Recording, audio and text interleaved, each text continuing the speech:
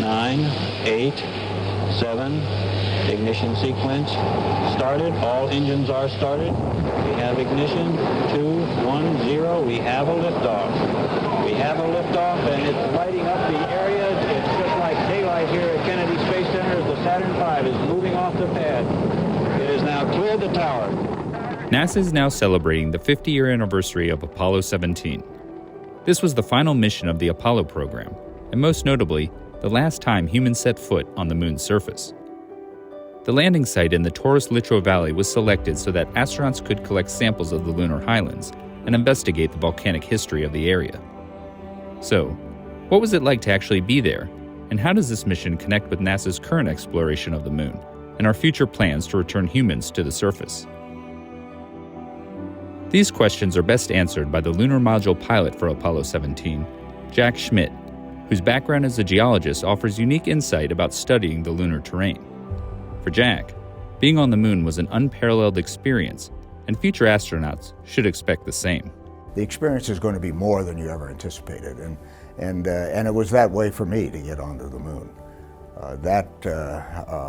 Seeing this valley of Taurus-Littrow, which is deeper than the Grand Canyon, as a matter of fact, mountains to 6,000 and 7,000 feet above you on either side of the valley, all silhouetted against a black sky with brilliantly illuminated mountain slopes, and the Earth, of course, in one spot above the southern part of the massifs. That all was a new experience, of course, and you can hear people talk about it, but you can't absorb it until you're there. Being there is the essential human ingredient in any kind of experience of that kind. As I step off at the surface at Taurus-Littrow, we'd like to dedicate the first steps of Apollo 17 to all those who made it possible. Schmitt and Commander Gene Cernan completed 3 moonwalks on the surface, taking rock samples and deploying scientific instruments. Difficult work considering the surface gravity is only about 1/6 that of Earth's. What are you working on, Jack? I'm taking a pan. Very good. I'm coming right now.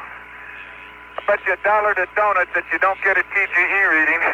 Yeah, Gene, if it's easy enough to take it off, why don't you take it off the rover and we'll try and level it and the stuff. Oh, come on.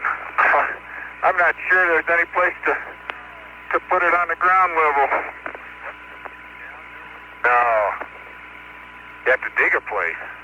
Yeah, I'll do it. Okay, it's coming off.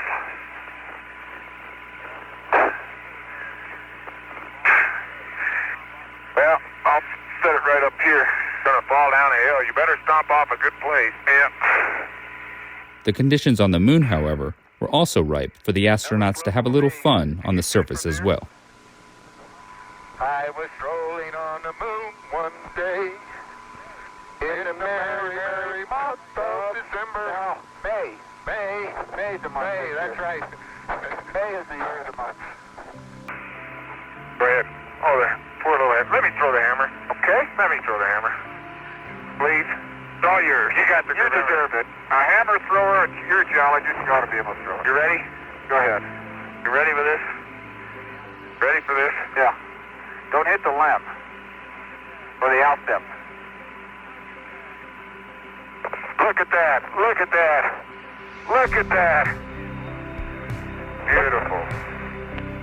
Looked like it was going 1,000,000 miles, but it really didn't. Didn't it?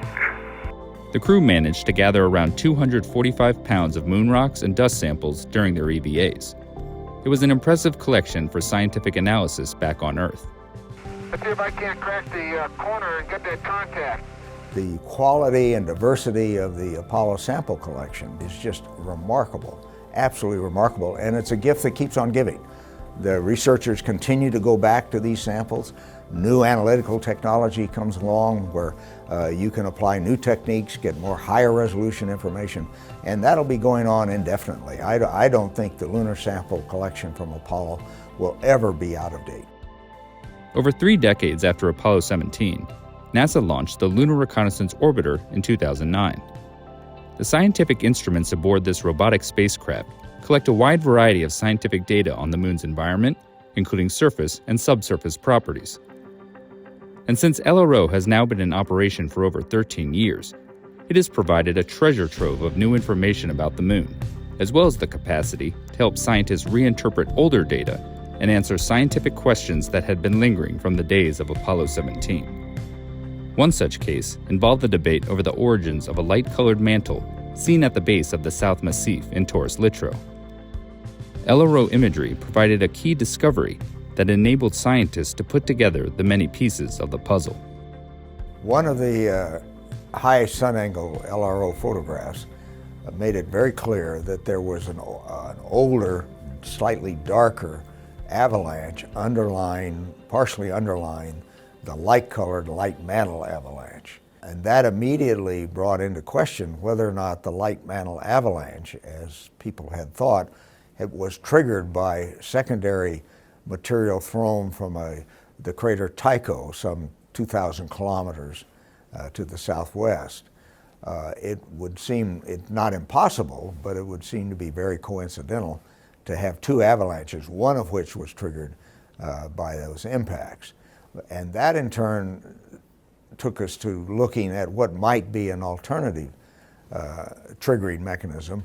And the more we began to understand the Lee-Lincoln Scarp, and that it was indeed, as a result of other LRO analyses elsewhere on the Moon, that it was indeed a thrust fault scarp, then you start to think, well, maybe these are being triggered by seismic activity, moonquakes. And so it sort of snowballs.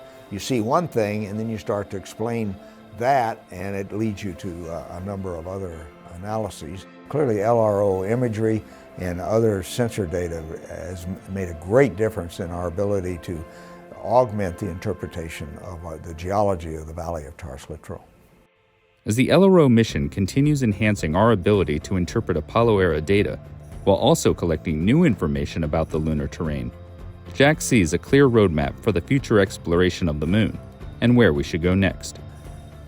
It's apparent to me that based on just general considerations, as well as the magnificent imagery coming from the Lunar Reconnaissance Orbiter camera, that South Pole Aiken is clearly the place you'd like to have an extended human presence for exploration. With all this new knowledge, I think South Pole Aiken becomes a much higher priority for the next human mission to the Moon.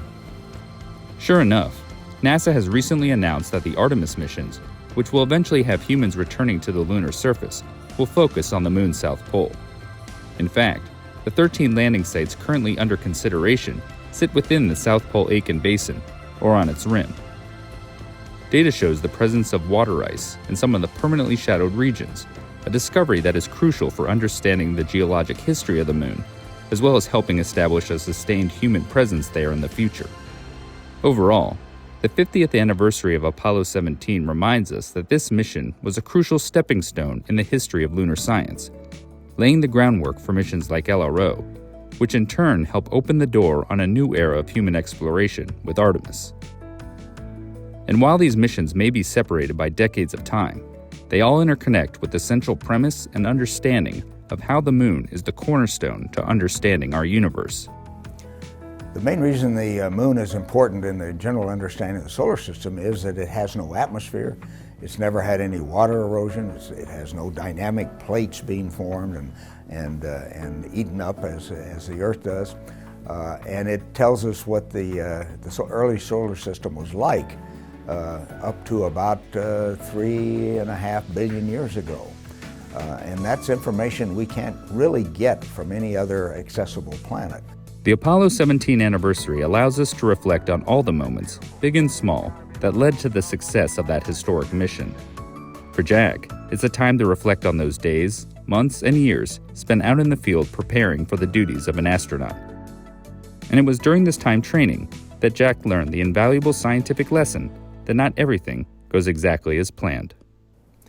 Well, those field excursions had all of their interesting aspects. One time, I believe it was in Nevada, where getting off the rover, even without a suit, I had slipped on something and fell onto this surface, and my a good friend, the late Gordon Swan, said over the communication system, well, Schmidt just hit the fan. It was, by the way, an alluvial fan. I don't think you can use that. I'll use that someday. That's great. Well, thank you very much, Jack. Yeah, thank you.